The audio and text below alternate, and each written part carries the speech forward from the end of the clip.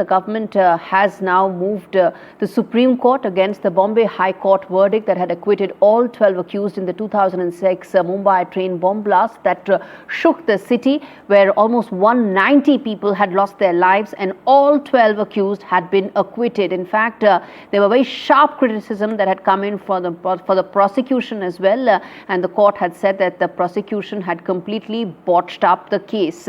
In the wake of that, the Maharashtra government has now challenged the verdict in the Supreme Court.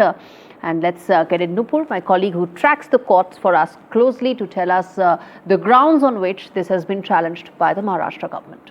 Maharashtra government, without wasting any time, has moved the Supreme Court against the Bombay High Court order acquitting 12 persons in the train bomb blast cases of 2006. Now, the Bombay High Court, remember, had yesterday only in its order acquitted these 12 persons, saying that there was a lack of proof and their conviction is not proven by the investigating agencies beyond reasonable doubt, and thus the Bombay High Court had in fact acquitted 12 persons in this case. Now the Maharashtra government, without wasting a day, has moved the Supreme Court. Today in the morning itself, the first thing, Solicitor General Tushar Mehta has mentioned this petition in front of the bench headed by CJI B.R. Gavai, urging the court to take up the case for urgent hearing. The Chief Justice of India assured Solicitor General Tushar Mehta that the court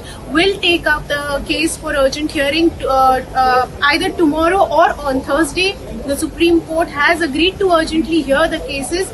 Now it will be important to see that how this unfolds, as 12 accused in the case were acquitted by the Bombay High Court, and some of them had also been awarded death sentence by the trial court along with their conviction in this case. Now it will be interesting to see that how things unfold in the top court.